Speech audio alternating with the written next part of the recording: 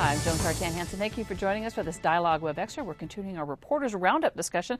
I want to talk about zebra mussels. These are little tiny creatures that attach to the bottom of boats, and they have state legislators running scared. That's right. They're only about as big as your thumbnail, but they reproduce so quickly that once they get into a water body, they encrust the bottom of the water. They encrust anything that goes into the water to the point that they force out other life forms, and they damage equipment and boats and so on. And Idaho is one of only 5 states in the nation that is not infested with these mussels now, and legislators would really like to keep it that way.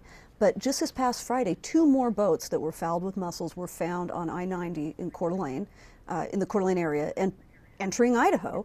And so far this year, just as of Memorial Day weekend, they have found 41 boats coming into the state with these mussels on them. Last year, they only found 25 all year, and that was a record. And the vast majority are coming from Lake Mead.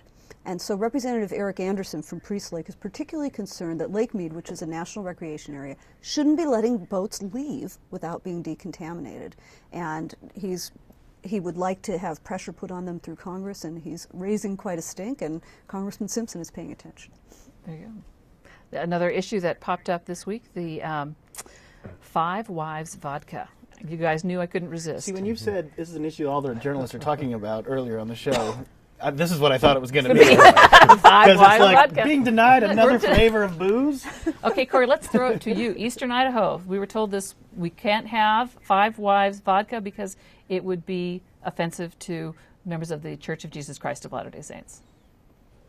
Yeah, I don't think the Mormon friends I have, I doubt are real worried about it, and probably knew nothing about it, quite frankly. They don't spend a lot of time in liquor stores, so it's an interesting position for the state to take, and it just kind of highlights that we probably shouldn't be in the booze business anyway, but because we don't do it very well. But yeah, it's not a burning issue over here, and at least as I'm reading it.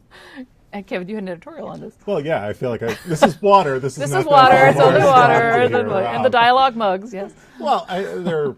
Irony on top of irony on top of irony on this one, because you've got, first of all, as Corey alluded to, if you're a practicing member of the Mormon Church, you shouldn't be in a state liquor store in the first place. So right. Why is this even a concern?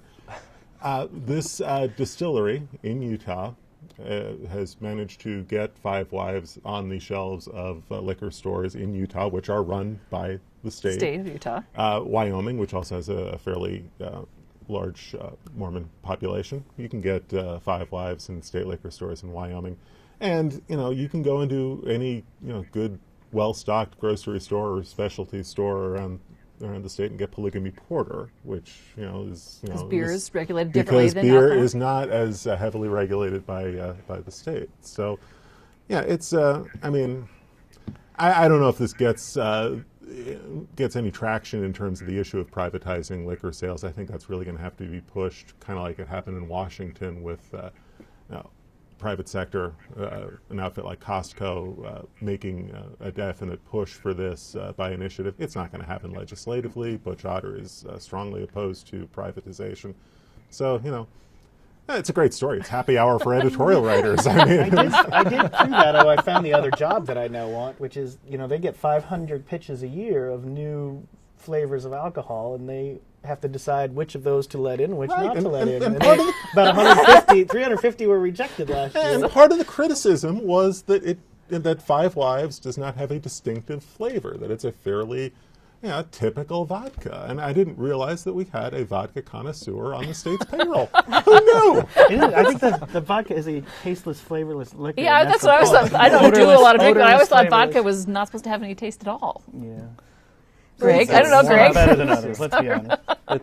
It's more absolute than Grey Goose. Is that what you're saying? Oh, we knew there had to be a pun. No comment. The timing is certainly interesting because this is happening just as Washington is auctioning off its state liquor stores and moving into privatization. And it definitely shines a light on that issue here in Idaho, where perhaps otherwise we might not be looking as closely at what's happening. And it's one of those, it got Idaho in the national news a little bit. That and the wolf puppy, which was another one of my favorite stories of the week.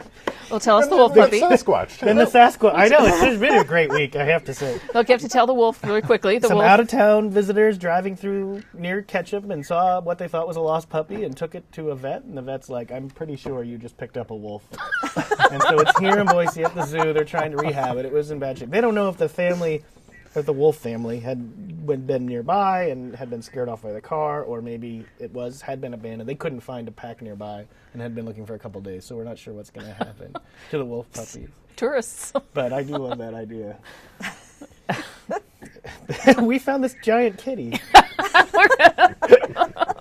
this snuggly brown bear. And Bigfoot. Yeah, Corey, did you see? You're going to have to keep your eye out because you're in Pocatello. You got to drive back to Idaho Falls. Tell us, Sasquatch. Well, some kids. No, we cheered Bigfoot.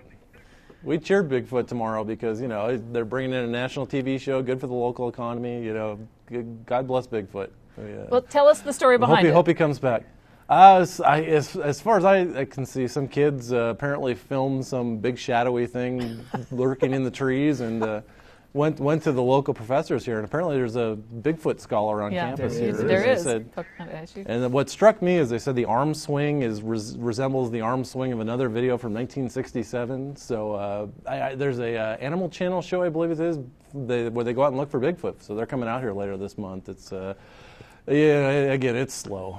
We're waiting for that. It could be a scruffy grad student from ISU for all we know. That's right. Out looking for Five Wise vodka for all we know. Your beard when I was in grad school. Well, let me take one serious note. There was, as speaking of irony upon irony, in one of the, if not the most Republican states in the nation, we have a Democratic control of the tax commission.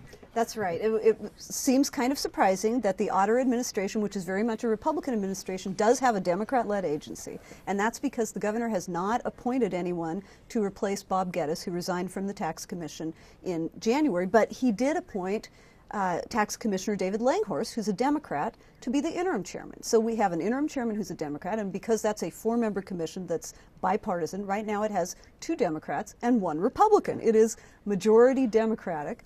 And when I asked David Langhorst about this, Chairman Langhorst, he said, you know, it's so obvious, but I never really thought of it that way. Because now that just goes to show that these are not political positions, they're positions of public trust. There you go. Or either that or Democrats know how to collect taxes. Or at least they like to say they know how to collect taxes.